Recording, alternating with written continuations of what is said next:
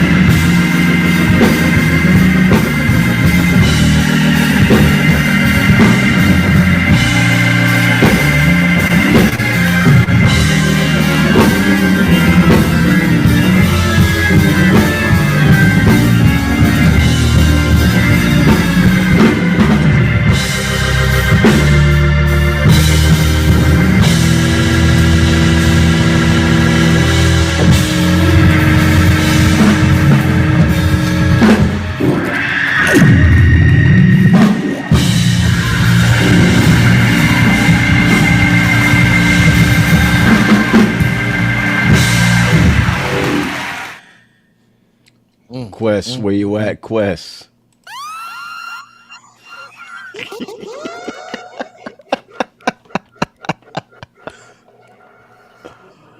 My man. Nobody move, nobody gets hurt. I see, I see, I see, I see. Quest, man, how you doing, man? Man, let me tell you something. It's a beautiful day to be alive, man. Oh, I hear you. Yeah, shouts out to Kelly Kell. She said you always starting these at my bedtime. Come on, sister, you better stay up. You better, you better come stay up. on in. You better come on You in. better stay up. Oh, my girl, man, I forgot. Pam, Pam, I'm sorry I didn't call you back, but when I was in the office with Pat, I'm so sorry, honey. So sorry. That's beach breezes. Yeah. You know. Sorry, Yeah. Pam. Yo, man. What a So, week. yeah, what a week. And it Yeah, just started. Yeah, I'm super grateful. Last week, man, I almost bit it, bro. What's up? I was on either I'm going to the gym or lately I've kind of fell in love a little bit with cycling. So I'll do like a 15-mile bike, sometimes 20 miles. I'm trying to get up a little bit more than that. but I fell in love with it. And it's a lot easier on my joints and whatever. So last week I was out and I'm cycling through the streets, you know what I'm saying, out here in Charlotte or whatever the case may be, but close to the house. There's this intersection. It's rather busy, but I'll say it. you know what I'm saying? I'm on the bike going about to make a left turn, if you will. And the car is coming from this direction. Now our light is green, right? And the 4 cars go through and they turn. My light is still green. So because there was only 4 cars in the turning lane, I said, all right, let me let them go. And then as just so I don't hold them up. Right. And let them go. They went through and then I'm coming through the light. As I'm coming through the light, P, I see a car coming down this way. And it's not stopping.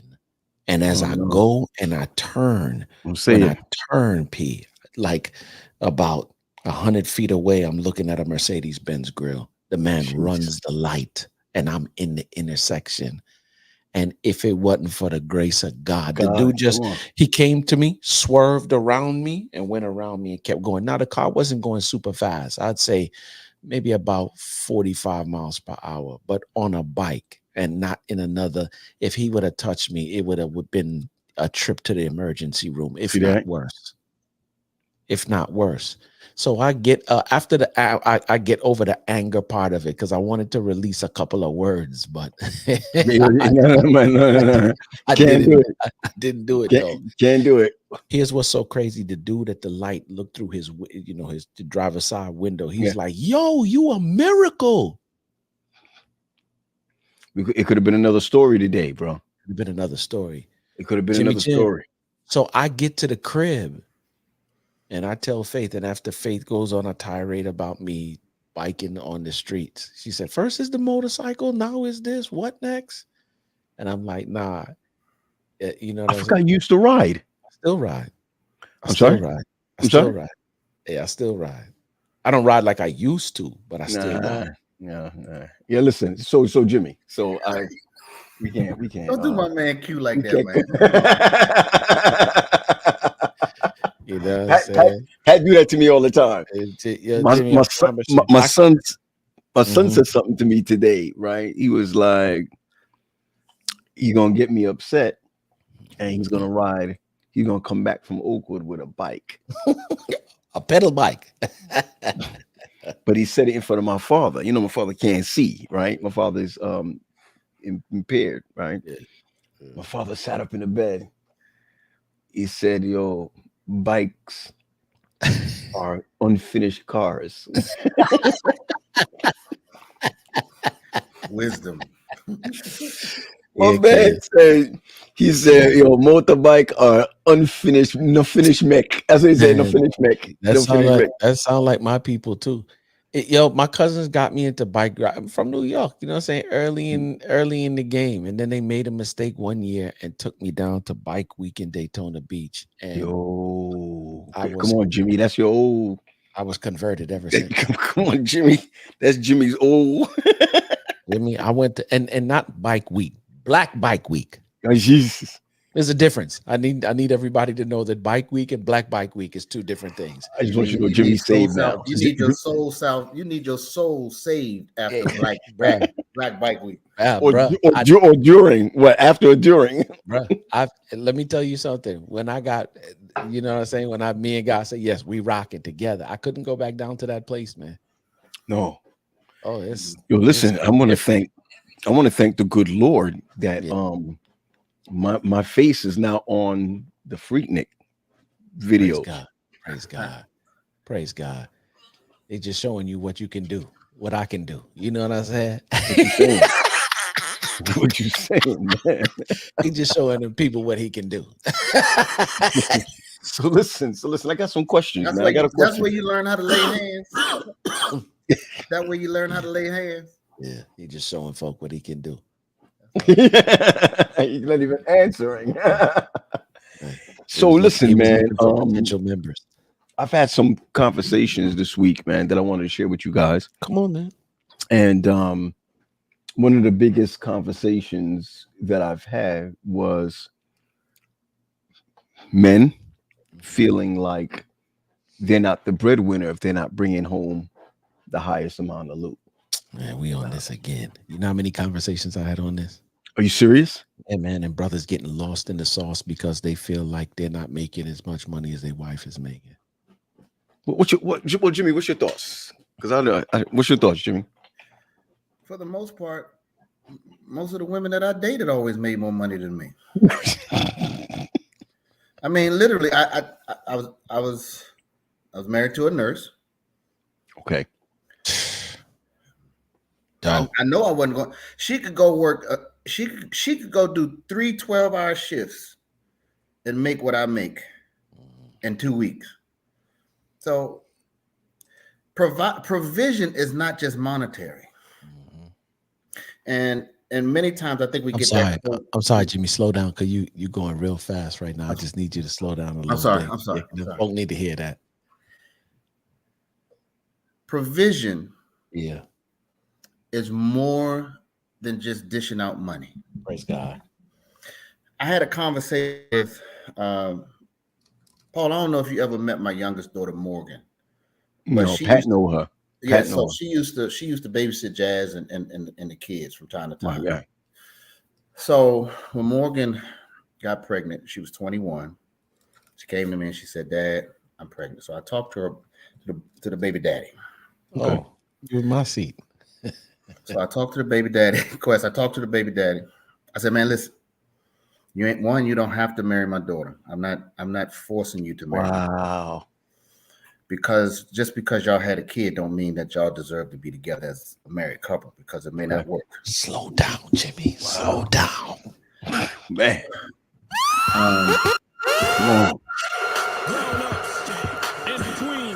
Wow. And so you had that conversation. I had the conversation with him first.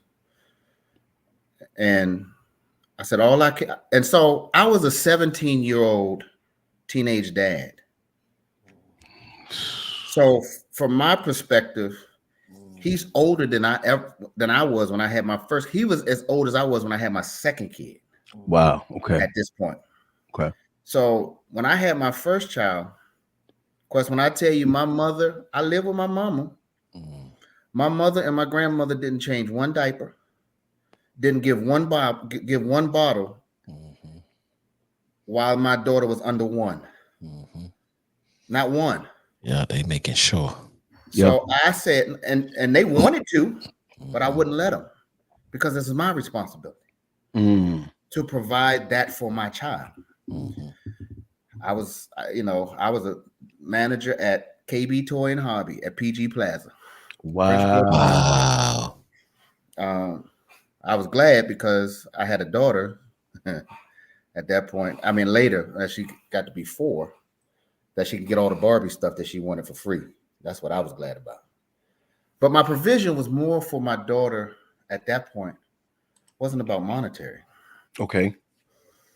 I needed her to know that she had I told both my daughters that they were pretty, that they're beautiful, that they matter, and that they don't have to sell themselves short.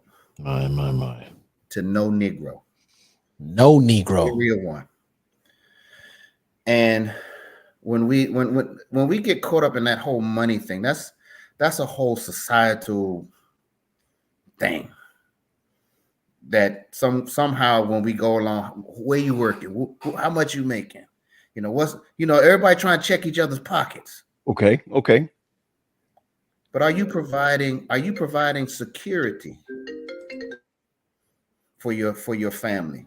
And security doesn't mean all the time physical brawn, but are you providing when the storms get to raging, can you be the calming force that allows them to stay in place? And so my whole thing about we get caught up in the whole money thing, that's the least of your worries. Yep. That's the least of your worries. As a matter of fact, whoever you are, and you get money on top of it, all it does is magnify who you are as an individual. I think people really don't understand that money's a resource. Wow.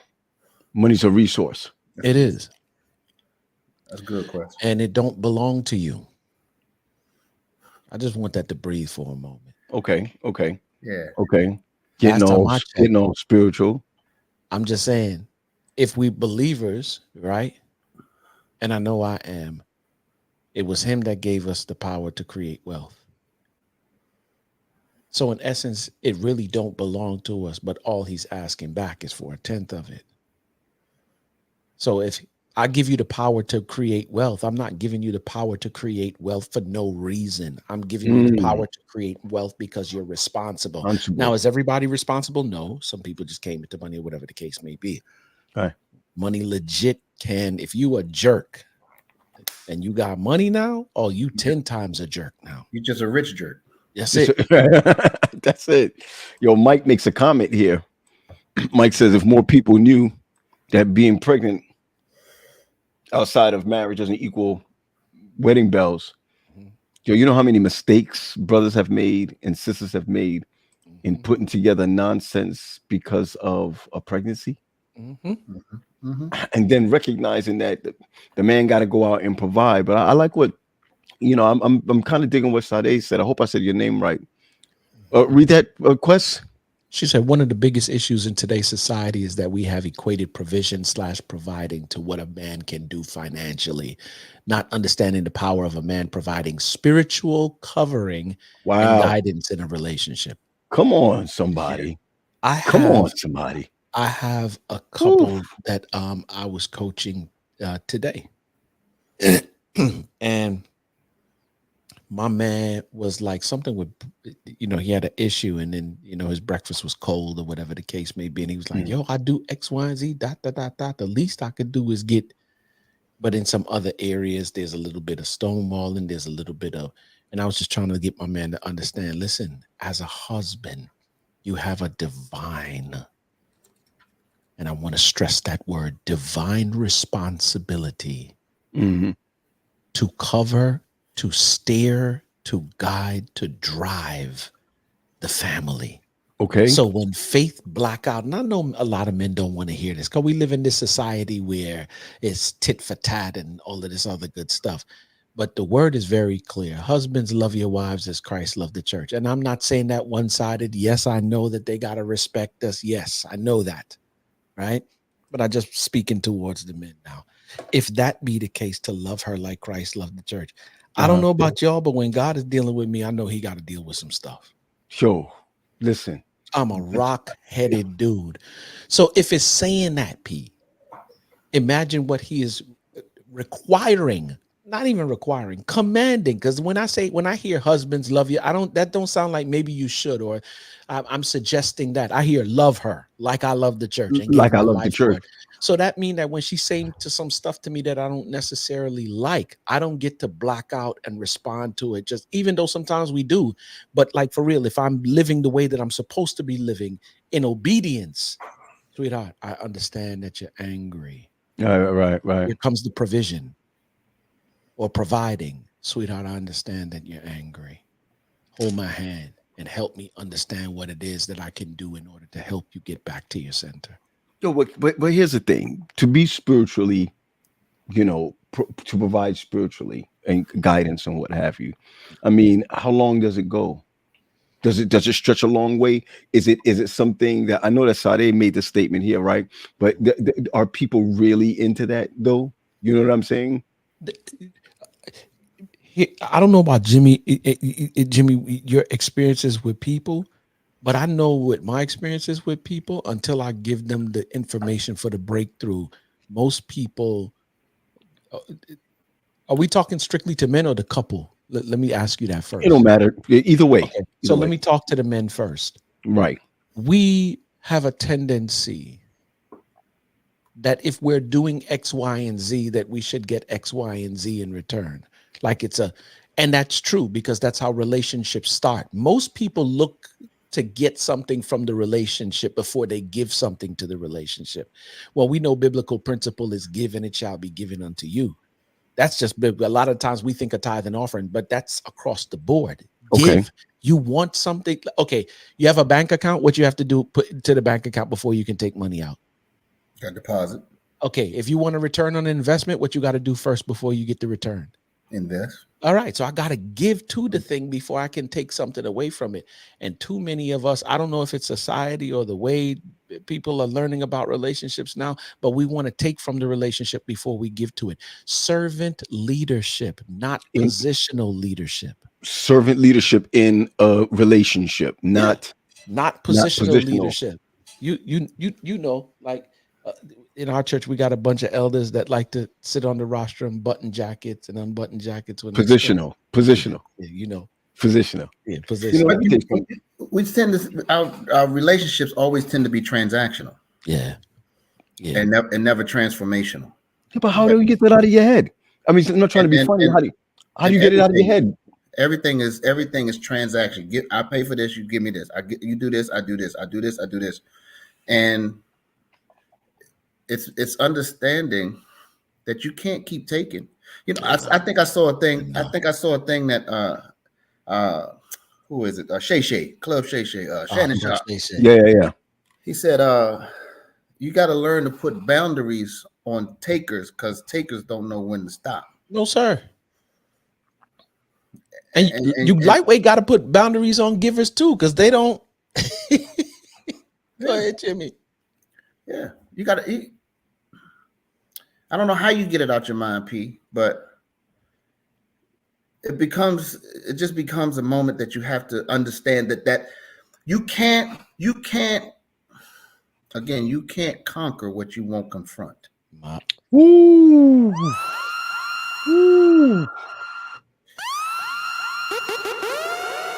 So You can't conquer. Say it again. Somebody write it down. You can't conquer. Go you ahead. can't conquer what you won't confront, and You you can't can't conquer. fix what you won't face. Wow. All right. All right. All And right. so you got to know that you got a problem. So if the only way that you can treat cancer is to know that you got cancer. The only way for you to treat diabetes is to know that you got diabetes. So if I know that I'm toxic, I gotta accept the fact that I'm toxic, or I gotta accept the fact that I'm this, or I've got to accept the fact that I'm that. And now that I know, what am I going to do? What is my treatment plan? What is my plan of care? That's Wow. the social worker That's side. the social worker right there. My What's man my plan said, of care now? So what's and the then treatment plan? even in my relationship, I got to identify what's going on, and then what's the plan of care for my relationship, and then come up with measurable, obtainable goals. My geez. Obtainable goals. Yeah. You know, it's funny, right? I've been seeing a lot of TikToks lately about women saying they'll get up 2 o'clock in the morning to fix their man food, that they'll do this, that, and the other. Yeah, I don't know if y'all been seeing it, right? If my man want me to rub his feet, I'll rub his feet. If my man want me to bathe him, I'll bathe him. If my man want me to, and I'm looking at it like, okay. And then women come after that and say, I ain't doing that for no man. You know, I gotta tell you, man, I think I live in a world, and I'm wrong, right? Right? I'm wrong, right? Okay, I'm wrong, where transactional is in my DNA. Transactions in my DNA. Yo, when we were going to school, man, at college, it was like, yo, listen, if you're gonna mess around with somebody, you gotta she knows the code. You give her food, you go back to, you go to get some chicken, this is what we're doing. You know, we go, he buys you food, this is what you're doing. That's one of the first things I have to tell my daughter. It's like, just because a dude takes you out to eat doesn't mean he's eating. You understand where I'm coming from? Because it's transactional. And I think you learn that from your uncles, man. You learn that from the older brethren. Like, yo, I pay your rent. You do this for me. Yeah. You know what I'm saying? And so when you're married now, you figure, because I'm bringing the bill, I'm bringing money home. That means you got to do what I ask you to do. You got to do what I tell you to do. And it's hard to get that out of your mind, because we figure that we're on an equal level, where if I do this for you, you got to do that for me. When we really got married to be disappointed and still work it out. Do people realize what marriage is supposed to do? Talk to me. Marriage is supposed to poke holes in who you think you are. let me just let it breathe for a moment. Marriage. Marriage is legit supposed to poke holes in who you think you are. Wow. Wow. Come on, my dude. Come Right? on. Marriage, see, but people think marriage, oh, I'm getting married. I want to be happy. But marriage don't make you happy. Marriage make you holy.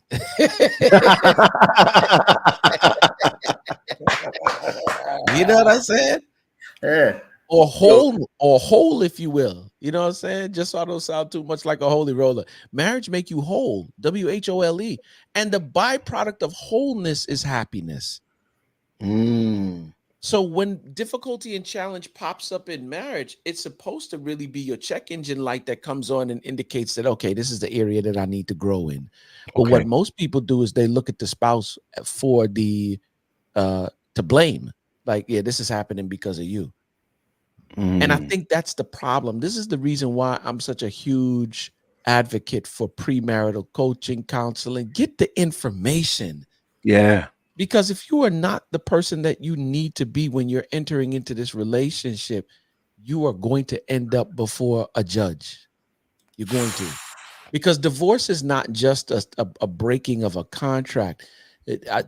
Anytime people ask me, Q, what is divorce? Divorce is the inability to self assess and Mhm. tools necessary to navigate difficult and challenging situations. Okay. Okay. Is there ever a need for divorce? I I think that there's a need because some people didn't do what they were supposed. Okay, let's say you building a building, right? P, and I've spoken to builders on this same topic, right? A friend of mine, he's a contractor, general contractor. He knows how to build homes. One time they, around where I am, this it's growing around here like gangbusters. So they throwing up a apartment complex, and I see the different buildings. They laid a slab of concrete, and them jokers don't come back till a week later. And I used to bug me out. I would always, so you see the slab of concrete, and then you see these white plastic things sticking out the ground, right? And I used to be like, yo, they just started the construction. How they just gonna stop for a whole? And I was like, yo, Mark, I see this all the time. And he said to me, um, that they do that because the concrete has to properly set. Set. Yeah. Okay. Yeah. And it has to Okay. settle in the ground. And because now you got to build on it. He said, have you ever gone to people's house or a house before and you see a crack in the door jamb that's just going up the wall in the crack of the door jamb? Or he's like, you ever seen a floor do like this? Or like any Mm, of the homes where the pillars, where the thing that holds there's two pillars and the piece that goes across it's like this. He said, you know why that is? I mm. said, no. He said, because the foundation wasn't set right. I'm hearing you. I'm hearing you. All right. So a I'm lot of hearing the you. times what happens is you get people who are not or who have not achieved the fullness of singleness before they get into marriage. And then they get in. Mm, And the things that you compromised or the things that you should have taken care of as far as you are concerned before marriage, right? And then here's the funny thing, because you are the way that you are, you're going to choose somebody who's a reflection of who you are spiritually, because you can't choose somebody from a level that you've never been to before. wow. And that's what you was talking about before with the one and the one and the two and the two and the. Right. I can't choose somebody from a level that I've never been. People who vibrate on a higher frequency, just it's like a radio station. 98.7 is Kiss FM, but if you want BLS, you're gonna have to go up the dial to Yes. 107.5. Yes. Right. Right. Right. Right. Right. They Right. not Right. Right. on the and they not on the same frequency. It's the same thing in relationship. If you on this Mm, frequency, you don't even know what it is to be on this frequency until you raise and grow to that. So what ends up happening now, you got two people in a relationship and it's about to be bad and some traumas are about to be created. Why? wow. Because you didn't do what you were supposed to do for you first. You get into this relationship and then boom, divorce. And I think in those instances, even though God don't like it, Yeah. it's either two things going to happen. You either going to grow, and most people don't even know how to self-assess. Self Most people assess. don't self-assess. I So got they that. I read a book years ago. Mhm. Piggyback off of what Quest was talking about. It said your spouse is not your problem. my God. Yeah. God. that Jeez. many times we point the finger at our spouse and say our spouse is the issue, but really it's the reflection. Many times we look at our kids and we see us and our kids, and we're frustrated with our children because it was things about us. Jimmy, if you don't get out my business right now, I mean, get out my house. Get out my house. get out my business. Listen, I don't, and that's what happens. So the same thing. I mean, just it's the reflection. I think, Quest, you said it. It's the reflection. The marriage becomes a mirror for you to then self-assess. Oh God, I got a pimple here. I got a blemish here, and I need to address it before it spreads and becomes something worse than what it is. And again, self-assess and being willing to confront what you need to conquer. And you know what's sick about it? As far as humans are concerned, Mm-mm-mm. you would rather be in relationship and cause the hell that you causing than confront the true you. Yeah, listen, Chief. You It's see, sick, I'm bro. and here it is with Jimmy's. Oh well, with Jimmy's crap. All right. I want to say it. I ain't gonna say it though. I ain't gonna. You know, Jimmy. Shiitake mushroom. Shiitake mushroom. You're talking Shiitake mushrooms. Listen, when you make a statement about not confronting something, Yeah, man. I think one of the biggest issues is that you don't want to confront and lose. You don't want, as a man, you don't want to confront and lose, right? You don't want to confront and feel like what I just brought to the table, it don't mean nothing at all. When you talk to a lot of brothers, sometimes they're just regular, be like, I'm good. I'm good. When when you hear the words I'm good, it really says that I don't want to confront the situation. Because if a man confronts the situation, he also wants to win. And so when we are understanding that it's not about a win or lose situation, it's about bringing something to light. It's about recognizing, if you're going to move forward, here's some issues that's going on in our lives. But I think that a lot of us, I'm going to say a lot of us, we want to win. We don't want to lose the argument. We don't want to be put in a place where we had this discussion and it didn't end that evening. When sometimes we got to realize that discussions may not end until the end of the week. No one wants to grow. And recognize, and this is what I do. I don't like what you said, Quest, but when you confront the issues, what you're doing is opening yourself up for a hole. It's just a fact. Bro. And I don't know how many guys are ready to be vulnerable. And here's the thing about vulnerability. We already know we have an issue with it. But what you don't want to do is be for. See, did she write this? Did she write this correctly? Mike just made a dope comment in there. You blew me away. If you know, you know. Like if you know New York radio stations, he said one person's at 98.7 Kiss FM, the other person's at BLS. And he said they having a discussion at Z100. At Z100 trying to get to C101.9. Yo, I'm just saying, New York. You're not a New Yorker, you're not gonna understand. If you're not a New Yorker, you're not gonna understand that one. Sorry, Jimmy. Empire State Building. See, my dad lived in New York, but I didn't come up there a lot.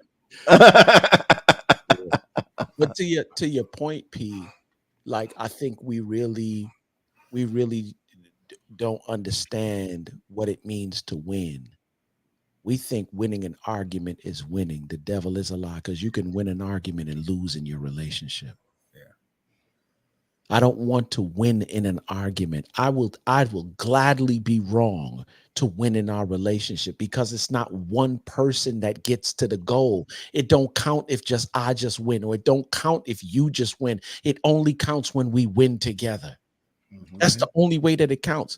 And here's the funny thing about that.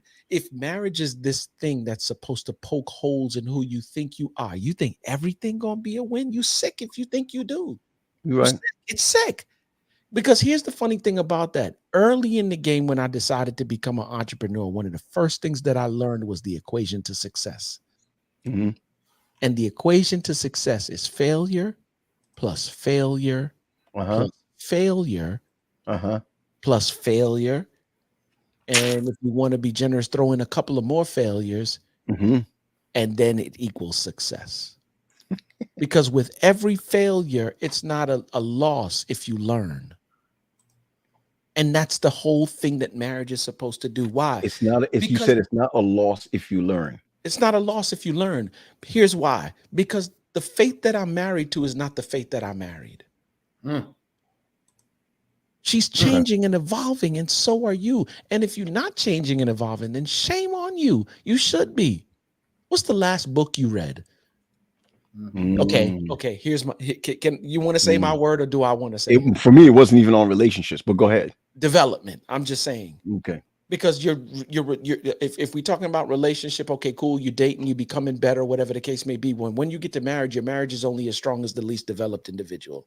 As the least developed individual. Okay. Because the stronger one gonna be wanting to move in a particular area, but the stronger one understands that he can't or she can't move unless the weaker one or the least developed one is right. Listen. So it's gonna be like an anchor.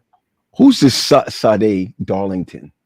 I had to. She's dropping so much science. I had to send her a link to come on. If you're brave, sister, come on with 3 old men.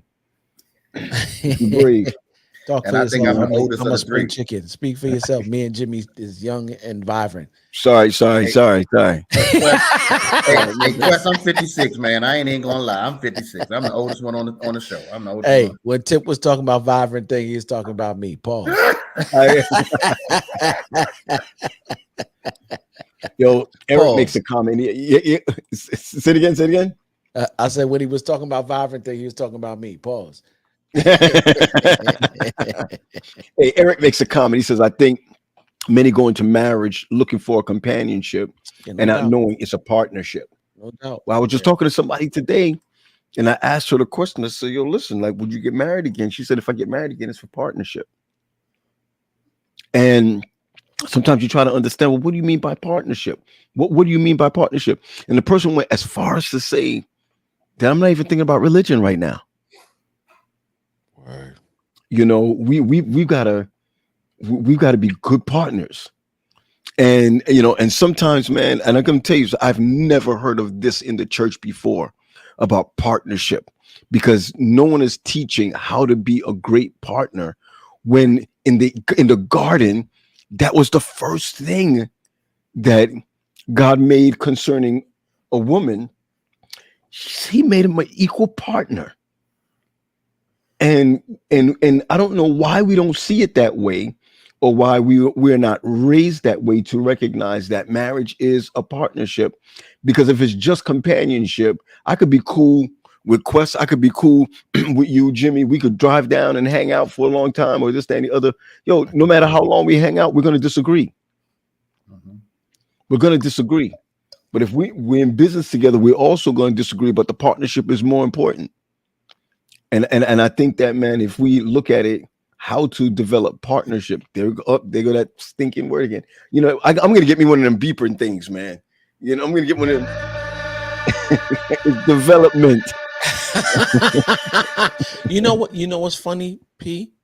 The first thing that God told Adam and Eve, and in his infinite wisdom, I'm starting to understand on a deeper level why he told them what he told them. He said, be fruitful, multiply. Now, I just want to be clear and put the disclaimer, because we've said it a million and one different times.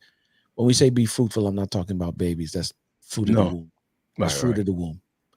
You have fruit of your eyes, fruit of your lips, fruit of your brain, fruit of your hands, fruit of your thoughts. There's a million and one different fruits. The iPhone was the fruit of his brain, right?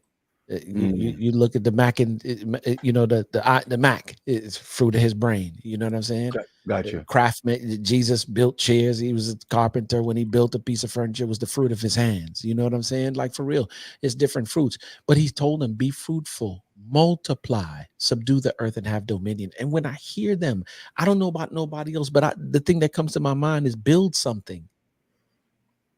Be fruitful, build something, multiply it, turn it into something bigger, right? Subdue the earth, so that now you're not trying to get crumbs from the table no more. You sitting at the table, and then multiply, pass it on to the next generation and the next generation, so that y'all would always be in a good position. And then at the end of the day, when you do everything that you do, if anybody should ask you any questions about how did you get here, goodness, grace, mercy of God. To God be the glory, great things he has done. That's what God is really telling us to do. And that's the principle that should be that should flow all through marriage. Build something. What are you going to build in the body of Christ? What are you going to build? What is your marriage building for the kingdom? Wow. And I think that should be something that should be taught from the jump. Like, if you're not going to build something, don't get married.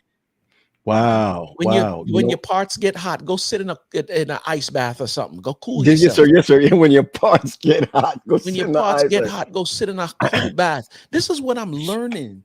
So what's your thoughts about this? Adriana makes a comment. She said it's a business, right? Marriage is a business. Cheryl makes this comment. How about marriage is a good business?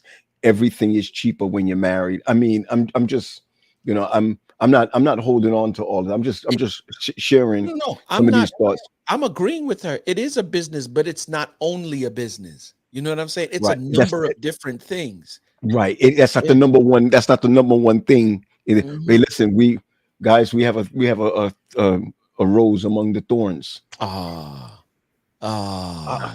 what I'm saying? Amen. Good evening. We want to thank you, first of all, for disrupting our podcast. Praise God. By throwing in all of your comments that makes us go, oh snap. Oh. Things that make you go, If you don't, that's right. I hope I'm saying your name right. Is it Sade? Sade. Sade, where are you from? Dallas. Oh yeah. You from Dallas? Okay. There's so you jumped on. Is this with Quest? Do you know Quest? So actually, I know your brother. And he's whack. All right, let's do it. No, go ahead. Go ahead, Sade. It's always the family. But I always listen because it's always interesting to hear men speak. And I'm just like, oh, it's just interesting that the concepts and the constructs and how we limited ourselves when it comes to really exploring, like, what is a relationship? How does a relationship work? And what are the benefits of a relationship? I just think a lot of people limit it to what can I get instead of what can I give. See what I'm saying? Wow. She just said it again. Okay. Yeah. And it's like, and I would say this, my mother had surgery early in July. She's been in the hospital since July 5th. She's doing fine. She's better now. But I look at the relationship between her and my stepfather. They've been married for 18 years. He has not left that hospital one night. And she was in the ICU. She was on a ventilator, and he broke down multiple times. And all he kept saying is, if I could take her pain. And I'm single, no children. And I'm looking at it like, I don't know men who think like this anymore. I don't know men who are so selfless to say, I have my own stuff going on, but I want to be here with her. Like, she has 3 children who are there every night. He still is. We've been like, go to the house, go sleep in a regular bed. He's like, I'm not leaving my wife. And in this era of the Samuelites, I call them Samuelites, the Kevin Samuels and it's hard dating. It's hard dating when men are so, well, and it's not even what do you bring to the table. It's you have your own table, I have my own table, and we're going to sit together at times, but still have our own tables. That part right there. So yeah, it's just interesting to hear. You see what I'm saying? And that was never the intention. For this reason, for the reason of marriage, shall a man leave his mother and father and cleave to his wife, and the two shall become one flesh. And when you look at it biblically, I always tell people, show me one relationship in the Old Testament where it was about love. And we have this whole ideology like, oh, I'm going to be in love and I'm going to be happy. Like, it was transactional. Here, I want your daughter. Here's some cows and some land. But at the end of the day, it was because I understand the value in her and what you have put into her. I want that. But nowadays, it's all my feelings matter. And I grew up with a mother who would tell me, your tears don't matter to me. Like you Wow. crying is not going to change the consequences of your actions. So I don't lead with how you make me feel. It's your actions, what I see. And too many people have gotten wrapped up in this ideology of you have to make me feel good. I'm sorry. That's not something that I'm able to do. Even on my best day, I can't make you feel good. But I hear those are I just my hear thoughts. love is a decision and not a feeling. It is, but it's more about the decision because feelings change. Mhm. Oh And yes, and yes. I told my therapist, I said, the 3 levels of love, right? And we always talk about, oh, we want this agape love. But agape love means that I have to say what's best for us is better than what I need right now.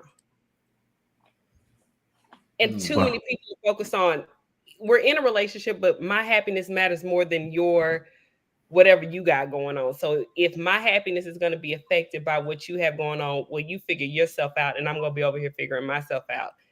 And we're supposed to love each other. Oh, okay. Mm. Mm.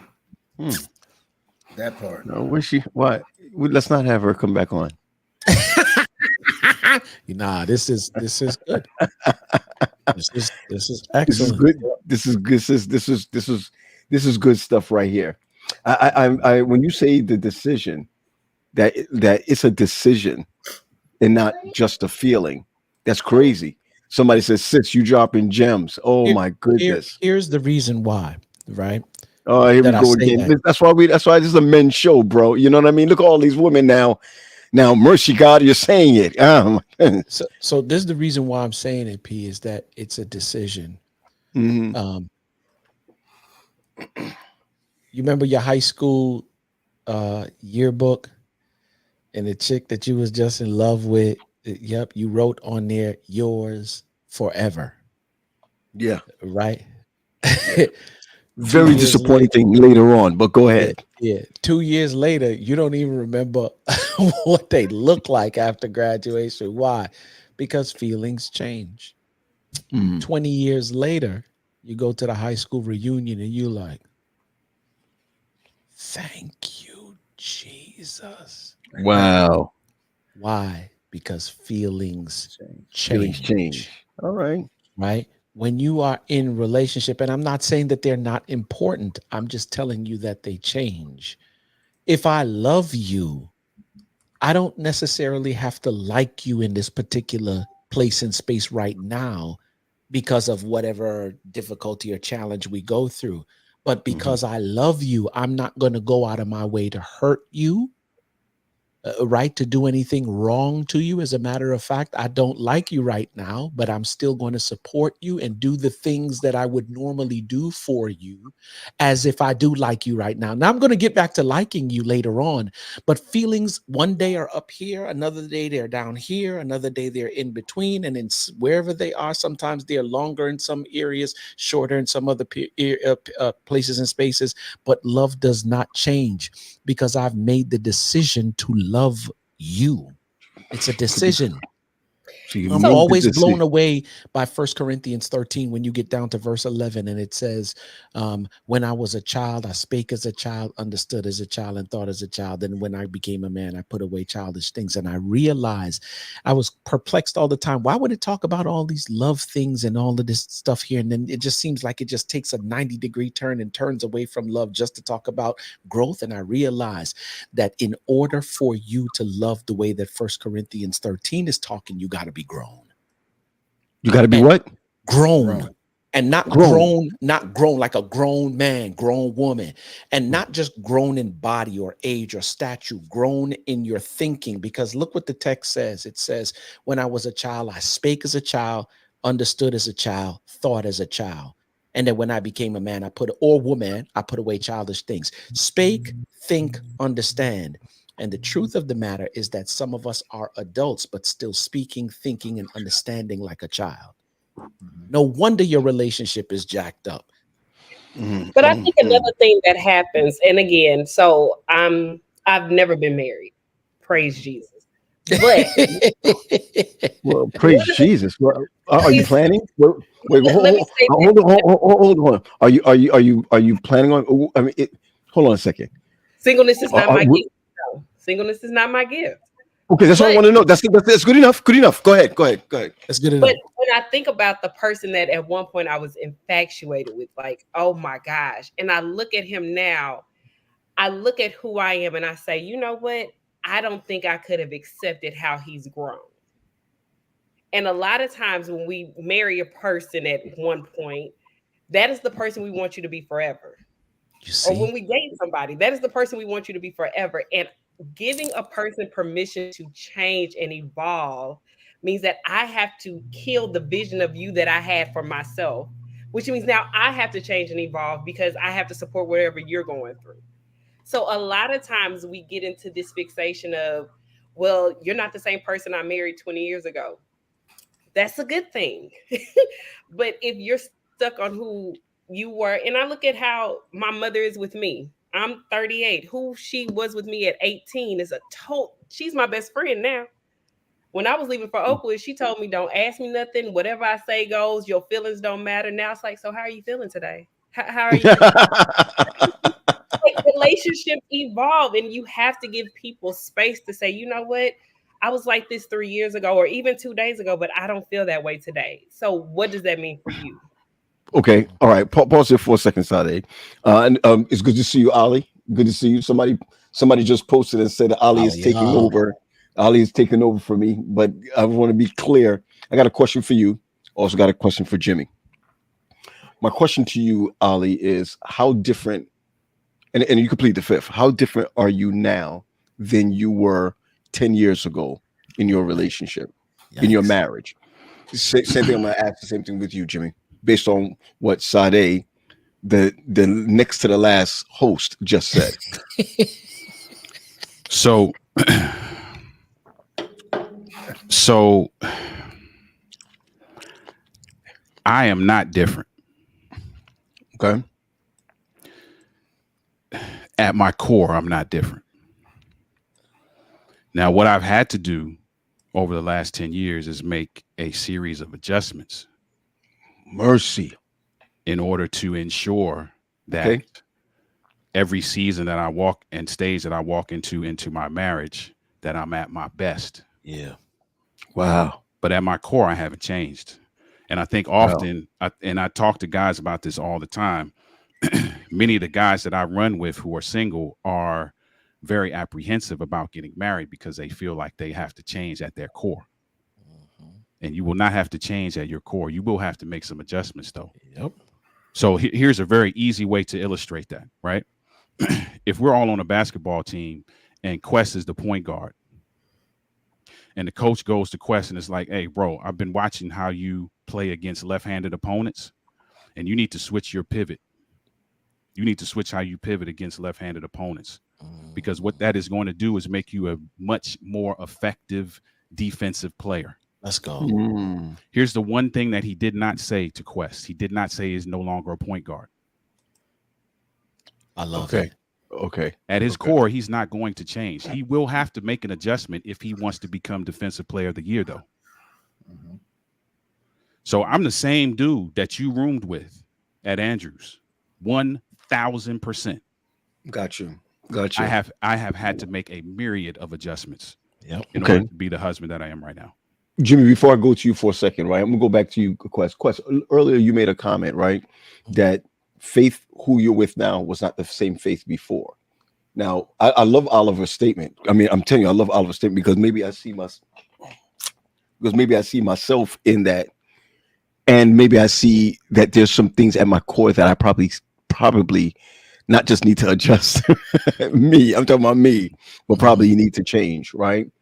How do you explain that? And then I'm going to jump back to you, Jimmy. How do you explain that whole thing concerning Faith is not the same Faith or what have you? So Faith has had some life experiences with me, with having children. She's read some books. She's watched some documentaries. She's experienced some things out of life that has caused her to think differently. And when you think differently, you move differently. What used to be important is no longer important. What wasn't important is now important.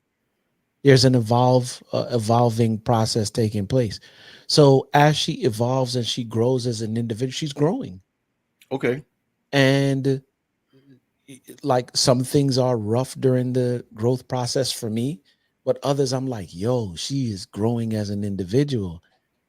And especially in areas that I don't necessarily want to grow in, it is now the catalyst for my growth because nobody wants to get left behind when their partner is growing.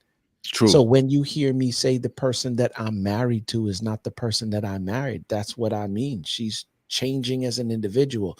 As now, I'll side with Ali in the sense that I don't think she's changed in terms of the core individual, but there's just some things that in adjustments that she's made along the way that cause her to move differently, think differently than she was before. But Faith is still Faith. She's still the same family You saying orientation. the core is still there? The core is still there. Like she's always been a structured individual since high school, since I've known her, right? She's always been this family, like she don't do nothing without her family. Right? Okay. Like her and my mama, like they've been like that I'm talking about for years, right? So the core of who she is hasn't changed, but the way she moves through life has changed. The way that she deals with me over the years has changed. Okay. Let's AP, let's be clear. As you make adjustments, you're going to look different. Well, this is what Vivia just said. I mean, Vivia just got it. Vivia said when the panelist said he has had to make several adjustments along the way. Isn't that growth? Yeah. Yes, yeah. That is absolutely it is growth. I can't wait to get back to Sade. You're going to look different, right? So think about it. You live in your house, right? If you update the kitchen, it's the same house, but the kitchen looks different. You made an adjustment for one reason or another. You needed more counter space. You needed more cabinet space. You needed a bigger stove, whatever the case may be. You made adjustments. It's the same house. Gotcha. But it's going to look different when you walk in the house. Gotcha. So I'm not saying that I'm not saying I'm just this reckless dude that I was in college. That's not what I'm saying. But at my core, I am Oliver Marcel, 1,000%. But I look different based on the adjustments that I've made. And that's inevitable. If you're trying to move through stages and phases of life and marriage and you don't want to make adjustments, hang it up. Get out of it. Wow. I can't wait. It ain't gonna work. Man, just either that or don't get into it. That's right. Stick a pin, single one. We're coming back to you, single one. Jimmy, what about you, man? What do you think of some of your changes in, and if you don't mind me saying, in this marriage? Changes for you. I think what has changed is understanding that I haven't changed. Like Ali said, that I haven't changed. That I am who I am. Paul, you've known me now for over 20 some years. Mm-hmm.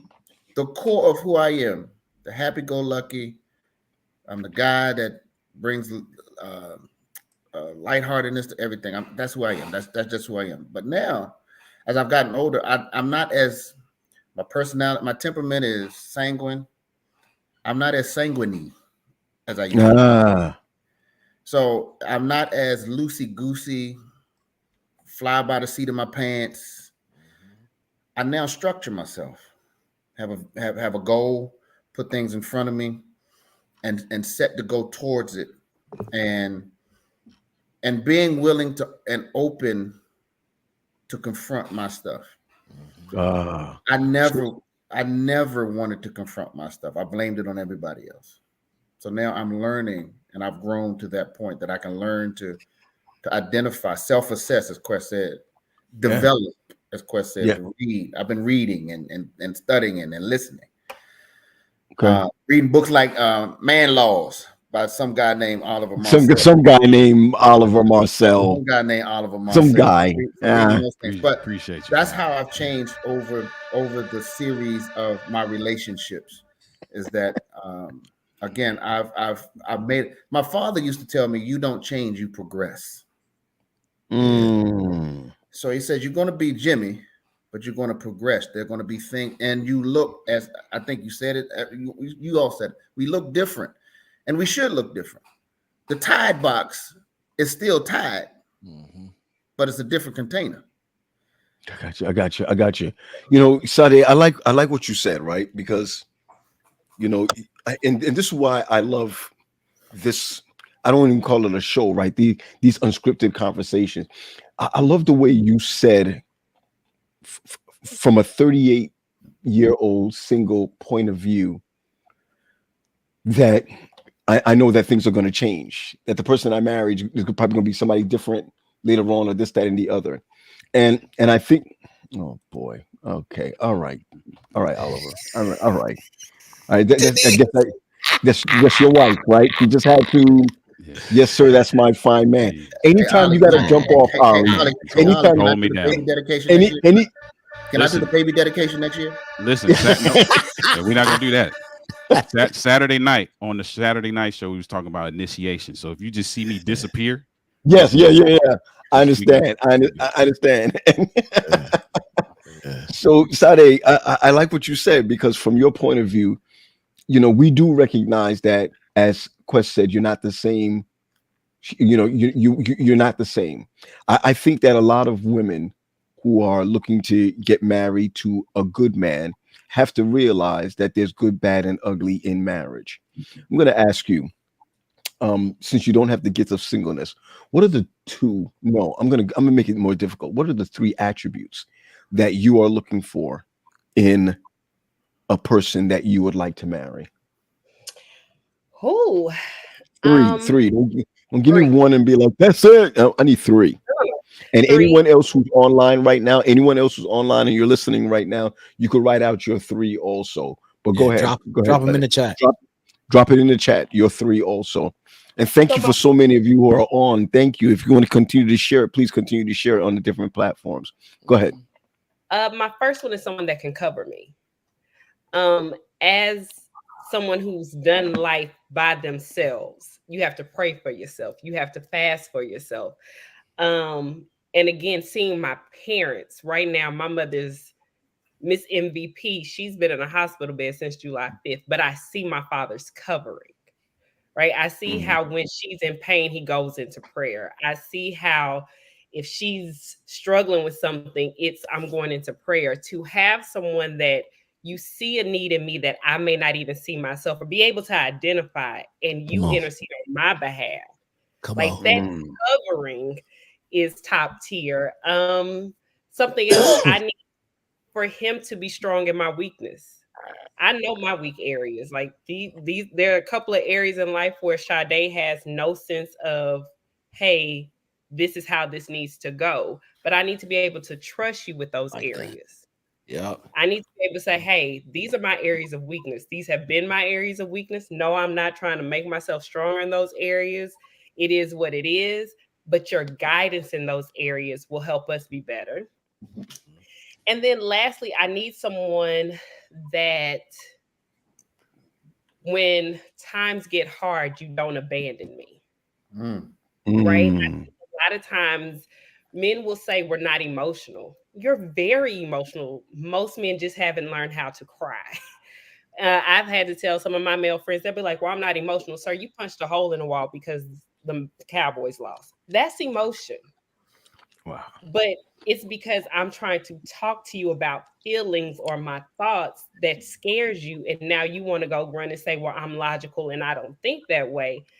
No, I need you to tap into that, because I'm going to try and think the way you think sometimes. So I need you to be able to sit and process emotions with me and not try to make me or not minimize the emotions that I'm actually feeling. So emotional maturity is very important. So those are my three. I'm just saying. You heard the last one she just said? Yep. Emotional. Yeah, maturity. Remember last week what we were talking about? Yeah. Last week we were talking about emotional intelligence. Yep. But she's talking about emotional. Somebody just said it right here. Somebody just said emotional intelligence. Yep. And you know, I really believe that what you're saying right now, I think many women want that. I wonder if many men know that. I think we say it, but then we accept less. So then you don't have to rise to the occasion. Right. So I could say I want these things, but you come and give me crumbs. And so I say, okay, I'll take the crumbs instead of waiting for the whole piece of bread. So I never make you rise to the occasion. So then and we don't want to say we're settling. You know, he's a good guy. He does this, he does that, he does this. But those three areas aren't his strong suit. So I'll just settle for it. But then in 10 years, I resent you because you're not able to do the things that I know I need you to be able to do. Here's the funny thing that what she's saying, and I think it's important. And I know it's already resident with her, but a lot of us want things from people that we don't have residence in ourselves or resident in ourselves, right? So in other words, I want somebody who is emotionally aware, mature, right? And you don't even know what you're asking for because it's not even present in you. And sometimes the person that you're requesting in terms of emotional maturity, you got to understand, especially I hear a lot of women saying it too, like, I want a man who's emotionally mature. Well, if you get a man that's emotionally mature, guess what he's going to do if you disrupt his peace? Kindly escort you out of his life. You know, Keith just made a comment there. I don't know if you can see that, Jimmy. He said that's a heavy load. That's a heavy load. And you remember, Jimmy, we talked about that the other day. You know, we're talking about being married 3 times. We're talking about the very fact that, you know, what you just asked for. I'm going to say this: what you just asked for is attainable. I believe it's attainable. I just think that, and I'm going to say this: man laws again. I'm going to say this, Sade, that men don't really have that place and that space to help each other grow, to be better husbands, to be better fathers. They're there, but we won't step into that arena with others because I think that sometimes when we feel we're not doing what we need to do, I'm going to say it, when we don't do what we need to do, I think that we feel less. So when we're not where we need to be in our marriages, we end up feeling less, and we don't really want the help. Oh, we want the help, but we don't want to ask for the help. You know, to be a better community. I think Quest said it earlier that we don't want to lose. You know, it's that competitive side. We don't want to feel like we lost a battle, that we lost a fight, that we lost something. Somehow we have to win. We have to be undefeated all the time. Let me say this though, real quick. I'm sorry. Go ahead. What I was going to say is, I think a lot of times, I'm not a man, but I grew up in a church where I always heard what I needed to do to be a wife. Always. What's a good wife? How Did you grew up Adventist? You grew up Adventist? I grew up Baptist and then became Adventist. But it's still there. I've always heard what I needed to do to be a good wife. Very seldom have I heard from the pulpit what it means to be a good husband. So I think it starts at the head, and it's like we want to tell women, do this, be submissive, listen, follow, men, provide. No. Like that's all I've heard. And so I think a lot of times, like, women's ministries are booming, and they're this big thing, and there's conferences and there's weekends, and men get together once every 2-3 years. And so I think the misconception is that women, we have to take the brunt of it and men will just figure it out, when in all actuality, you have the resources, you have the community. It's that I'd rather talk about something else that makes me feel better than something that's going to challenge me. Now, Lord have mercy. To that point, if you look at it as I'm failing, then of course you're failing. But if you're like when I go for professional development, I don't go into a PD saying, I don't know how to do this. I go and say, how can I do it better? I don't go into places saying, I have no idea on how this works. I can do it, but I know I can do it better. How can I learn from you? So I don't look at my deficiencies as failures. I look at them for opportunities to learn. And that reframe is what helps me go into positions where I very seldom fail, but I always learn. And so that helps me maneuver differently in aspects of life, because I'm not looking at myself as like, I could be sitting here like, I'm 38, single, I've never been married. What's wrong with me? Instead of looking at it that way, I say, you know what? The Lord had to do a lot for me to be able to be here and be in a position to where I even desire healthy marriage. So that reframe of, yes, have I had failed relationships? Of course. Have I been the problem in some of them? Of course. But I don't look at it as this Sade is single because of deficiencies. God had to do something in order for me to get to where I am today. And if I hadn't gone through it, I would be miserable. Yes, ma'am. So that's just my thought process. Yo, Ali, So, go ahead. Ali, I like your wife, you and your wife's book, the one on both answering the questions, some of these questions and what have you. Sade, I think that sometimes it's good to have a woman on. You know what I mean? Because you're able to sort of break down what Ali was saying, just a little bit earlier, but on a woman's point of view. I think that Jimmy, myself, Jimmy, we're the clergy that's on right now, right? I think we have failed. I don't remember the last time I had a conversation with my congregation to the men about having to be the man that they're supposed to be. You know what I'm saying? Except for when I make statements about how my dad told me I need to do so and so, which is to be that strong person in the house, not partnership. Do you understand where I'm coming from? We need to normalize those conversations too, P, in the church. Yeah, you're absolutely right. You're absolutely right. And so I thank you for that, Sade. That it's really. One thing I want to say is, and I've had this conversation with multiple men, because I've always tried to figure out, why are women so driven to church and men suffer in that way, right? Like, women, we love being at church. We love the aspect of church. And I had one of my guy friends say, God is so emotional. And I don't identify with the emotions of God because I wasn't taught to have emotions, period. And so I think a lot of times men's perception of church is an emotional place. It's an emotional experience. And so they struggle with just wanting to go, just wanting to be in the place. And then that resonates in the household and all those other things. But I just think a lot of times men aren't given that freedom to experience God as, like, Jesus wept. It is okay. It is, and that's a safe place. If you can't cry in church, where else can you cry?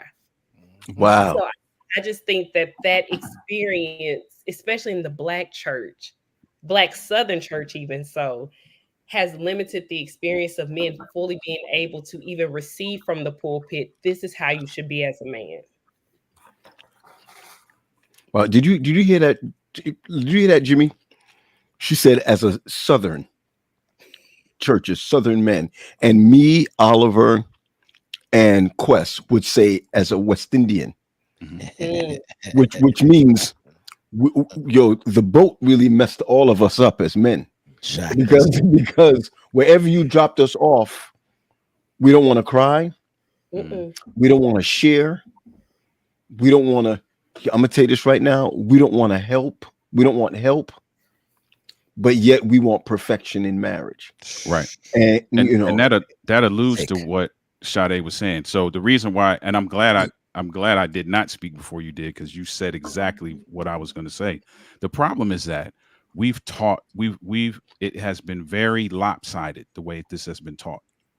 We've taught men that there will be room to figure it out, and we've taught women that they have to go in already prepared. Wow. And that will never work. That's a recipe for disaster every time. Yes, sir. Every time. You're going to tell a woman that she has to be a ready-made package and the guy has room to figure it out. It ain't going to never work. Because one person is going to go in expecting the same thing that they brought to the table. Yep. The other person is going to go in expecting grace. What we're not taught is there are some key ingredients that you should probably be developing in yourself. And then when you get into marriage, you will cook. Mm. Mm. And in that cooking process, some things will happen that you both have to be prepared for and be willing to grow through. Yep. So yeah, whip up the eggs, whip up the communication, whip up the sugar, whip up the all this stuff, whip up that stuff, and that's cool. Bring that to the table, but you going in the oven afterward. Mm-hmm. And we don't tell people that. And so now we have a whole bunch of women. What we're essentially doing, and this might get controversial, what we're essentially doing is setting up women to be extremely independent and then tell them they should be married. That's which one you want me to be? Can they both doing work? Or we're setting women up to mother the men that they marry. Or that, which is even worse.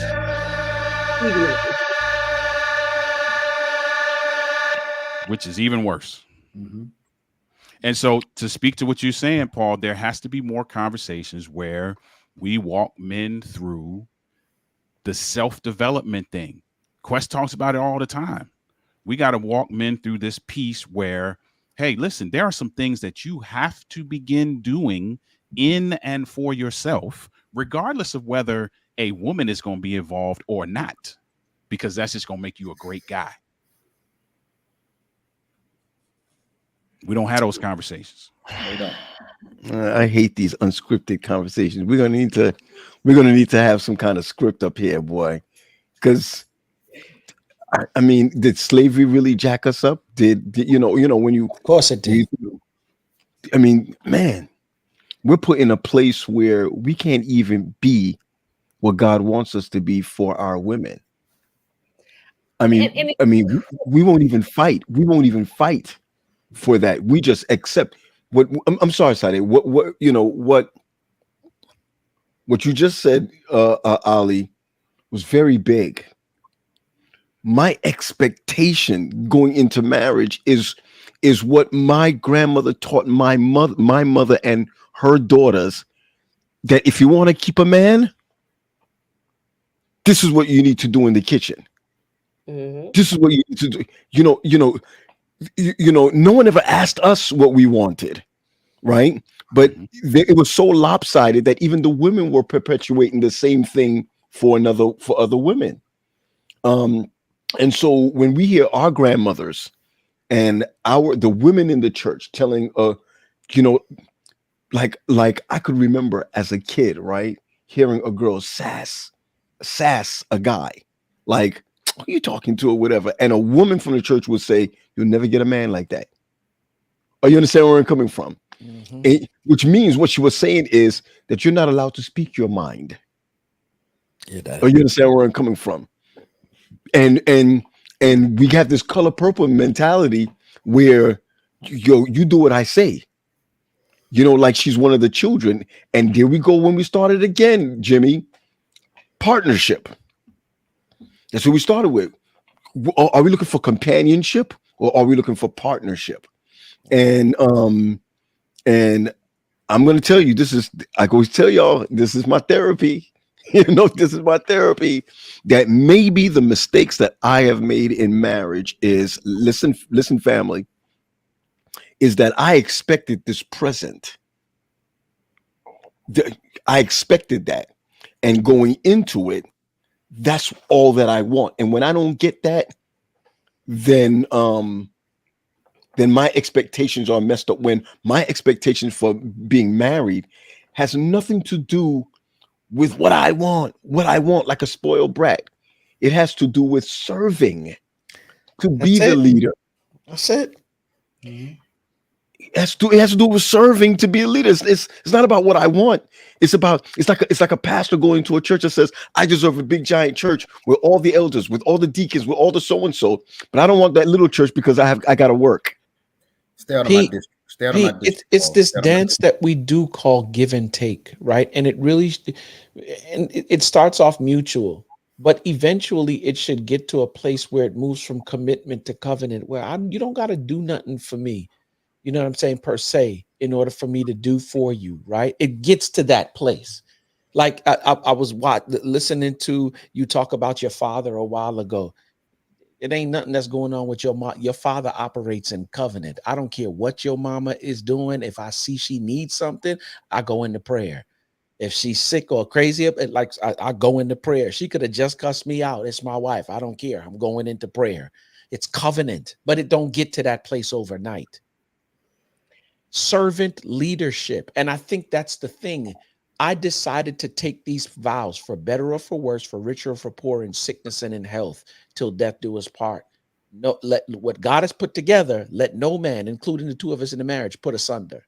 Right now, I'm not saying that we sit around and be abused and all of that other stuff. That's not what I'm saying. So please, I just want to put that disclaimer on it. But Faith's life should be better simply because I'm in it. Wow. Vivian makes a comment here. She says that we were taught to bed him, back him, and boost him.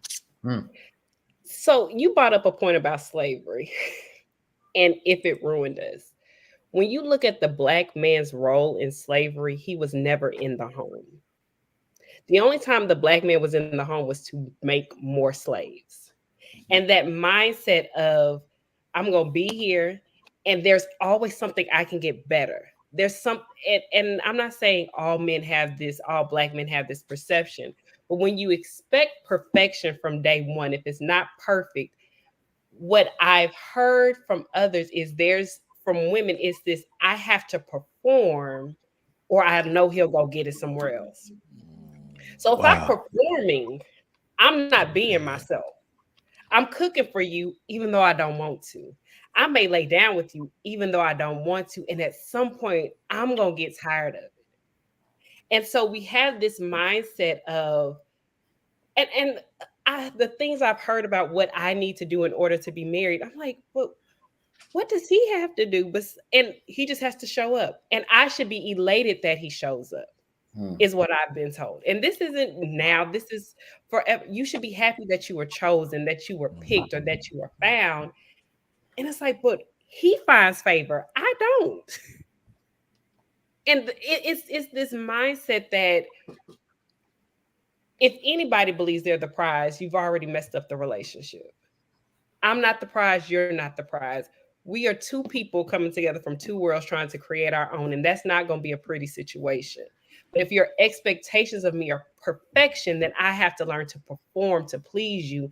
And I'm not serving you and you're not serving me. And it's this continued cycle it's a hamster wheel that we get on. And performance is tiring. Partnership is. Wow. Oh my gosh. Performance is tiring. Can somebody write that down, please? Somebody? Performance is tiring. And you want to know something? Some of us as men don't know the difference. That's why authenticity is important, though. You know what I'm saying? Sade, I just want you to know you're never coming back on here again. But here's the thing. If I can't be authentic without consequence, if I can't say, babe, I don't feel like sleeping with you tonight, and then you go out and sleep with somebody else, then I learned that I can't be authentic with you. I always have to perform. If I can't say, babe, I don't feel like cooking tonight. Well, my mama, okay, well, I guess I got to cook. My mama never let my daddy go, oh, okay, I guess I got to cook. I can't be authentic if you've gotten used to the performance. And I'm going to the flip side. So like my wife will say, babe, I'm sorry I didn't fix dinner. That's not your job. That's not your job to do that for me. And so don't think that because you didn't do it that I'm disappointed that I know how to fix a peanut butter and jelly sandwich. I know how to fix some rice. I know how to fix some chicken. I know how to fix everything in the kitchen. I didn't get this size by not knowing how to cook. So, I have to talk about covering. Babe, that's not, we in this together. So you tired, you worked. Yeah, I might have been out. I might have preached 2 sermons a day, did a funeral, did this, that, and the other. So what are we going to do when we come home? Look, you go ahead and start the potatoes. I'll go ahead and start marinating the chicken. I'll go heat up the grill and I'll go do the grill. We just do something. Marinate the chicken. Yeah, marinated. That's what happened when you. That's what happened when you passed in Louisiana for a couple Come years. on. Yep. We But got a lot of work to do. and so on the flip side, we have to learn to say, hey, babe, you ain't got to perform. It's not that deep. It's not under death. But it's easy to say that. But if you have been taught that from the pulpit your whole life, your whole, even when we look at women in the Bible, it is so amazing to me how they pull out. You see how she was preparing herself. You see how she was like, when do I get to say, you know what? I'm a weak vessel. I'm the weaker vessel. When do I get to say, you pour into me? If I'm always having to pour out into you, do I say, pause? I need you to pour into me right now. If I'm the weaker vessel, it is known that I'm the weaker vessel, but you expect me to be stronger than you. Let me say something to you, sister. Let me tell you something. I'm gonna tell you this right now. Somebody's gonna record this and send that little piece out. Because what I heard you say is that you're not a weak vessel. Okay, I just want to be clear, right? You didn't say I'm a weak vessel. You said I recognize that I am a weaker vessel, which not the weaker vessel, a weaker vessel, right? And because I recognize that, I need you to pour into me, which means that if I am not pouring into my wife, how can I expect equality, or how can she expect equality from me? Or she pouring into me? Because I'm going to tell you what Ali said. Ali said, I'm still that guy from the core. I'm still that guy. And what Denise does is Denise pours into me and accepts my adjustments. You understand where I'm coming from? And I want to be clear. Weaker vessel doesn't mean that you're not cooking up to par. You're not cleaning up to par. You're not doing. No, it's recognizing that there's some development issues. Oh, there we go again. There's some development issues that your man sees in you and cultivates that in you, and you in him. So I'm recognizing that if we're going to go back to Eden, right? If you're going to go back to Eden, Adam and Eve were equal. They just had different roles. That's it. They were equal. They just had to. And I want to be clear that when man sinned, okay, when man sinned, I didn't say when Eve sinned, but when man sinned, then he had to now take on the part of a servant to his wife. Do you understand where I'm coming from? And because that's what God was to them. You see, and I think that we miss it all the time. God is saying, if you want to eat, I made apples for you. If you want to drink, I got drink for you. I got this for you. He has laid out everything for Adam and Eve. And since Adam wanted to be a fool, God comes along and says, now you do what I do. Now you do what I do. But what God is looking for is for us to go back to Eden. And if we're going to go back to Eden, then Denise got to understand, Ali, that your core is still jacked up. You know what I'm saying? And Wendy has to understand that my core is jacked up, or whoever marries you, my sister, has to marry you with the good, the bad, and the ugly, and recognize that wow, what did Darius just say? I am not pouring anything into a weaker vessel. My job is to help strengthen the weaker vessel. What do you mean when you say that? Can I say this real quick? And the super religious are gonna get upset with me. I already know. Okay. We got to be real careful about these scriptures we throw around. Come on, brother. We bang people over the head with some scriptures and don't give them any level of practical application. And it's ridiculous. And half of that stuff don't mean what we have said that it means.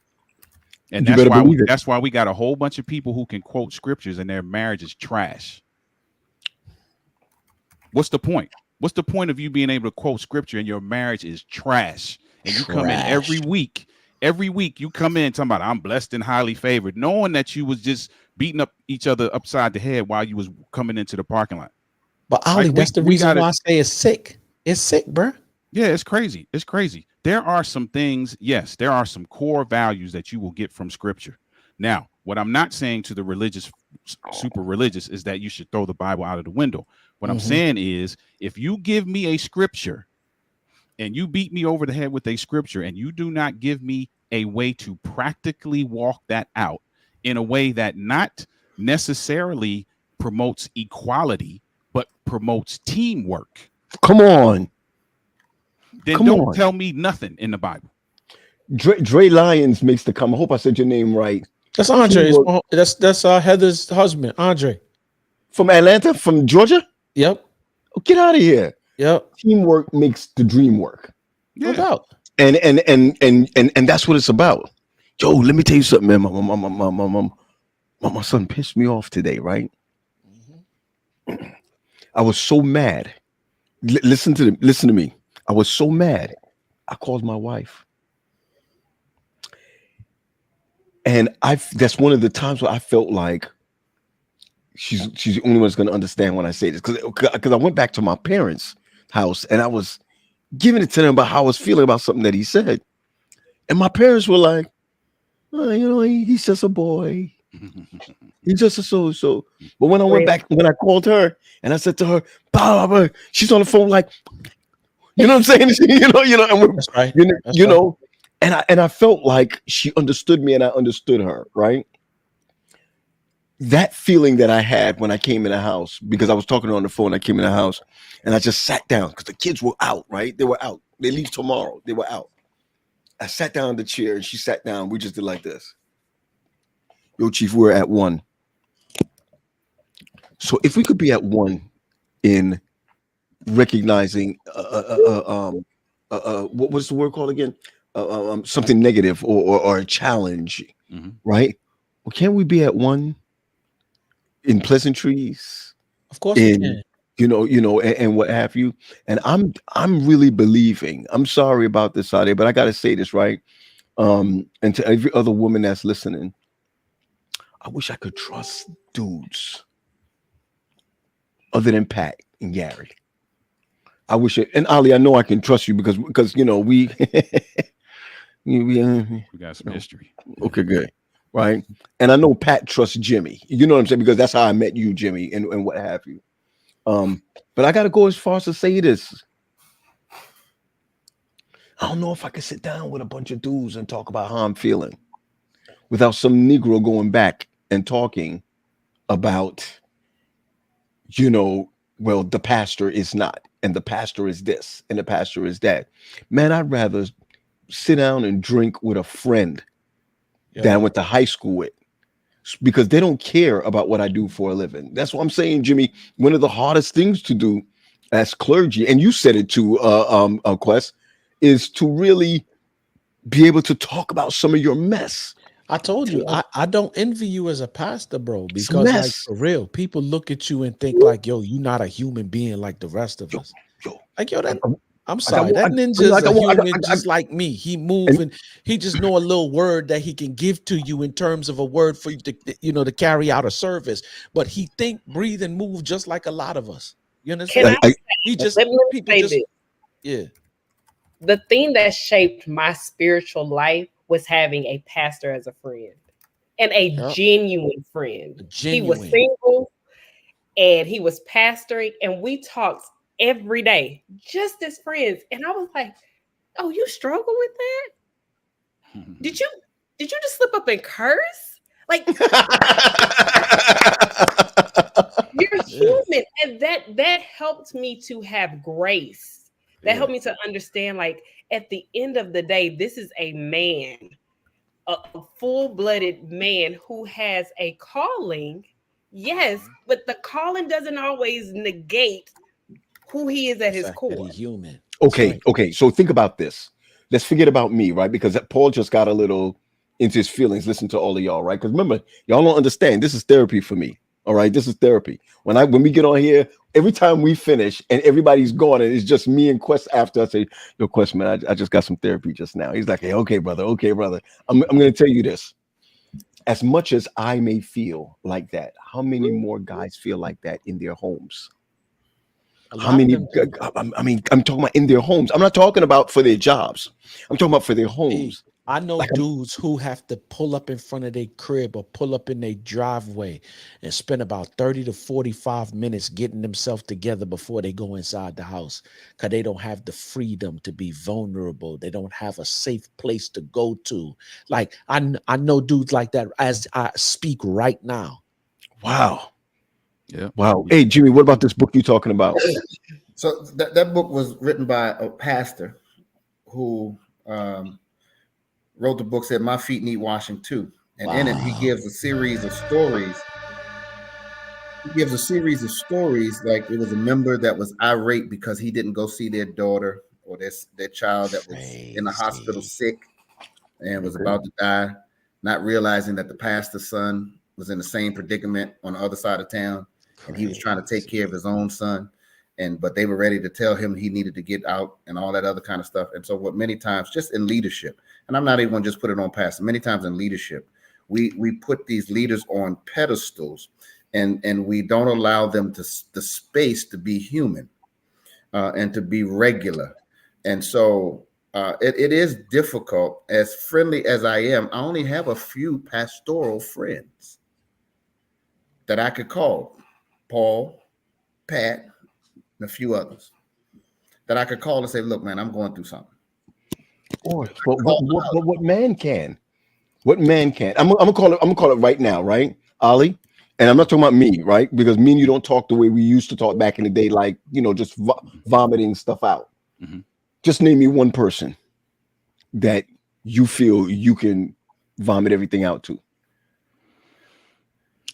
As of very recent, Yes. B Coop. What's his name? Somebody that y'all don't know. B Coop. You were Okay, on the cool. show with him. Okay, yeah. Okay. With. Okay, cool. And that's recent, bro. I'm 50. I will be 53 years old in October. And I met Coop 3 years ago. Wow. What about you, Jimmy? Who you think you could vomit stuff out to? Willie. Okay. Okay. What about yourself, Quest? LDH. L. David Harris. Okay. Hey, Jason, I'm gonna ask Timothy Anderson. I'm gonna ask Jason. I'm calling y'all out right now. Mike Dortch, I'm calling you out right now. And all those who are listening to me, Dre, I'm calling out Keith. I'm serious. I'm calling all of y'all out right Funny now. enough, I could do that with Dre. Yeah. I could do Okay. All right. See, I'm not worried about it going nowhere. All right, all the guys that are on right now, all the guys that are on right, ladies, I'm telling you, you're stepping into a guy's show, right? That's why we're allowing this platform, this young lady to be on this platform right now. Guys, name one name of somebody you can vomit your stuff out to. For me, I got to be honest with you, it's Pat, but he's not my accountability partner. Did you hear what I just said, y'all? I said mine is Patrick, right? But he's not my accountability partner. Me, I'll be like, yo, Pat, I'm about to jump off this bridge. He's like, I'm coming with you. You know what I'm saying? All right. So I'm gonna ask you guys, I'm asking each one of you, Marvin, yourself. Okay, these guys are calling names out. All right. In the meantime, Sade, I want you to know that your girl Briani says that my girl is chill. My girl is sharp. That's what she said. My girl is sharp. Briani. Good. That's my girl right there. Love her to death. What's scary to me is hearing you all say this, and I'm not gonna say struggling, but it's like, oh, it's this one person. And what it makes me think about is, as a future partner or a spouse, how can I expect you to trust me with your stuff if you don't have a community that you trust already? Because I'm asking you to do something that you've never done before. Like, for example, Briani, there are things that will go to the grave. Okay, to the ups of the grave. And it's a safe place. So when I get with somebody, it's not abnormal for me to come to you and say, let me tell you about my day. This happened, because I'm used to that. That is my constant communication. But if he's never experienced that, or if he's never experienced being able to throw it up, and I'm not trying to clean it up, I'm just going to sit here and let you figure it out, then you'll never do that with me. Okay. You, Okay. Here's the you other ain't side of that, bad, Sade. huh? Here's the other side of that. The other side of that is either they'll never do it with you, or in my case, you will do it with them so much that it becomes too much weight. Because I've been a loner for the majority of my life, and the person that I have learned to go to over time is Denise. So coming into 48, 49, I have gone to her so much that she as beautiful as a soul as she is, she will not admit that it is a weight, but it's a lot. So that's the other side of the coin. And so now I'm like, wait a minute, I have always been kind of taught that I need to deal with my stuff on my own. And I have done that for the majority of my life. And when I could not do that, I have finally found solace in my wife, Okay. who bears the brunt of that, but is not a man. You know I what? want. So when we get to this point, it's real important. And like for men who have problems with vulnerability, get you a therapist if you're in marriage. And here's the reason why I'm saying that. Marriage is supposed to be the most satisfying, the most gratifying, the most fulfilling relationship on the face of the earth outside of your relationship with God. That's what it's supposed to be. The only way for us to get there is through intimacy. And the thing that fuels intimacy is vulnerability. True. So if I'm married and I don't know how to be vulnerable, then I'll never have the relationship that I think I should have. Because Wow. that's the key that unlocks intimacy.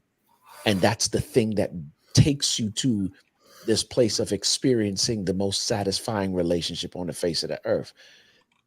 One of the things that I had to do in order, because I know in the church, we don't think that you should be in church and have a, you know what I'm saying? Like Christian, especially Adventists, we some funny folk, man.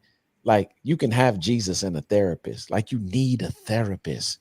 It kills me though. Like when something go wrong with your car and the check engine, like, come on, you know how to find you a mechanic.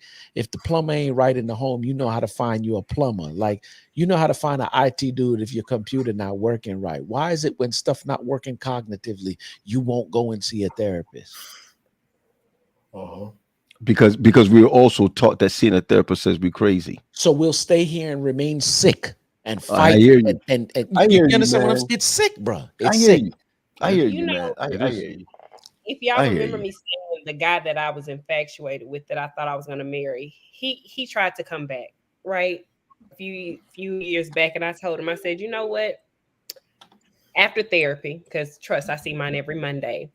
I said, you know, the issue that I have is that too often, so many of you want to be Superman. I'm trying to marry Clark Kent. I don't need you saving. I don't like. I need you to be who you are, not who you think you have to be. And a lot of times when we expect, because women have expectations too. Yeah, I'm not gonna say men are the only ones, but I'm not trying to marry Superman. I need Clark Kent. I need to know that you have feelings. I need to know that you feel weak, that you feel, because the same way that, and Ali, you spoke about that core. And I remember talking to one of my best friends, and I said, my prayer is that whatever is not serving him, that I am able to fill that space. And the same with me. Like, what's not serving you? You being out here sleeping with 22 women every night, that's not serving you. So, Lord, let it to be when we are together, that space is fulfilled by me. Same way with me, whatever my that core issue is, let us serve each other. But we can't do that if we Superman and Superwoman, because that's us performing. I like. Guys, we have 15 minutes left. We really don't have 15 minutes left, but we were supposed to finish. This guy said, "Hey, Paul, only an hour because my kids are my children are packing to leave to go to Oakwood tomorrow." And I said, "Man, I ain't got a lot of time, but we always do this anyway. We always go, and usually it's because of someone that comes on of the opposite sex of the guys that just keeps on throwing gems that we don't want them to come back anymore." I'm waiting for the unscripted live. I hear you. We shall do that. We shall do that. We got to fly everybody in and make it happen. I'm telling you, we definitely got to make it happen. Let me just share this with you. And I'm going to thank you, Sade, for coming on, especially at the last minute like that. So she said, I'm coming. Wait, I'm coming. It's going to be hot if we do it. Yeah, and I'll do that at my church. My church has a nice, and only 200 people can come. Hey, can I shout out Armina real quick? Since she just was in the comments. Shout out to Armina and Pastor Corey Johnson and the Germantown SDA Church in Philly for having the forethought to begin a conversation about healing the inner child and how the mismanagement or the lack of healing shows up in relationships. It was a phenomenal discussion that they had during the 11 o'clock hour. We were privileged to be part of this panel with some super dope therapists to have this much needed conversation. Shout out to Armina, everything that she's doing to really push the envelope in making sure that these conversations take place in church. Queens get the money, long time, no cash. Come on. What you saying? Stop it, man. Stop it. Hey, Jason is saying it's a courageous conversation. And listen, we can make it happen. We can make it happen in the fall. We don't got to wait till next year. And of course, we need some women that'll be on the panel. Some maybe single women, 38. But we want to thank you from Dallas. We want to thank you for just being brave enough to come on and to have the conversation, and thank you for just sharing your thoughts. This is when we get rid of everybody one by one, and I'm going to tell you right now, you're the first one that's got to go tonight. All right. I thank you for the space. Somebody says, and I'm just going to share with you. Somebody says, I'm watching from work. She's very intelligent. She's single, but shouldn't be. She's a great catch. That's somebody who knows you. Told me that. And I want to thank you for being authentic. Yeah. And that's what you're going to get from here. Just a level of authenticity. I started this back in February, just going through my own issues and being able to say, hey, let's just have a conversation about what men are going through. And I'm just grateful. People like Armina, people like yourself. There's other individuals, women who have come on to just chat with it. Look at this guy. Look at this guy. Come on, man. And then he says, I ain't going. Yeah, I'm saying pushing P. That's right. So again, I think this space gives us an insight that we would never get anywhere else. So I appreciate it because you all are very candid. You all are very transparent. And so it helps us as women say, okay, how can I present things better? How can I do things differently?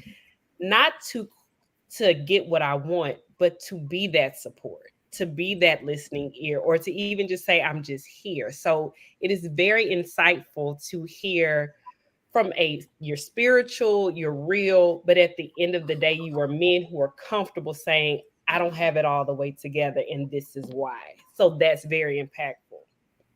I just wanted to let you know what I learned before I cut you off. Before I let you go, I'm sorry.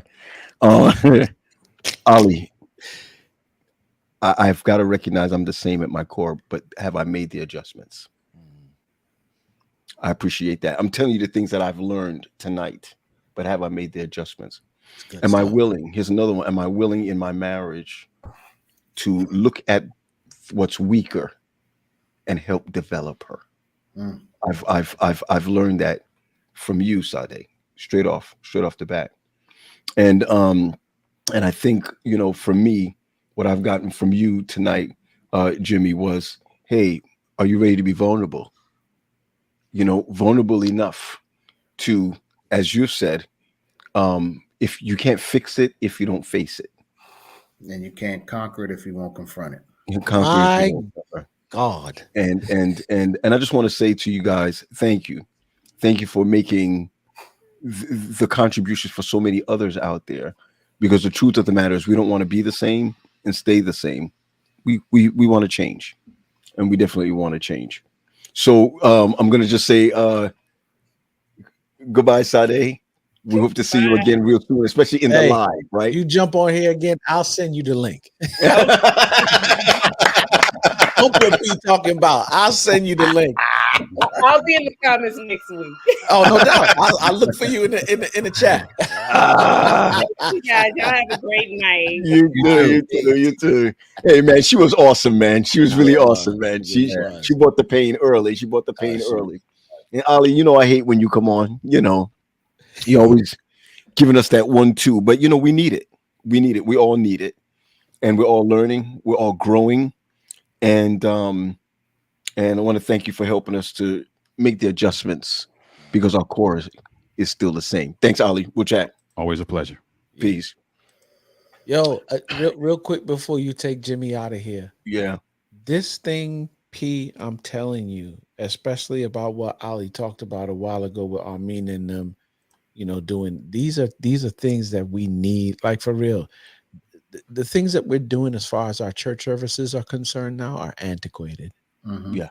They're old and they're obsolete. These are the conversations that we need to be from city to city, paneled up and having these discussions and starting the conversations about healing. What we experience in terms of our Christian walk or our relationship with Christ will never change until these conversations start happening and people start getting the information in order for them to have a breakthrough. Yeah, I'm done as far as that's concerned. Mm-hmm. Jimmy? Yes, sir. I will confront it. Yeah. Jimmy, I will face it. Thanks, man. We'll see you. Thank you. All right, Bob. Yeah. P. Hey, bro. You're not gonna make me cry tonight. You're not gonna make me cry tonight. No, sir. Another one bites the dust. Hey, I want to catch you too. Another one. No one bites the dust. These are definitely official. Yeah. Mike Dortch, Unscripted Conversation is online therapy. Wow. It's online therapy. That's hey, man. Mike.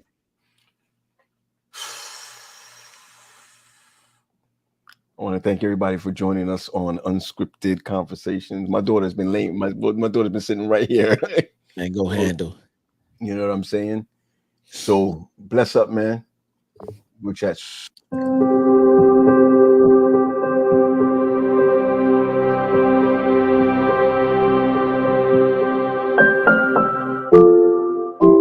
Courage and kindness, strength and gentleness, fortitude and tenderness,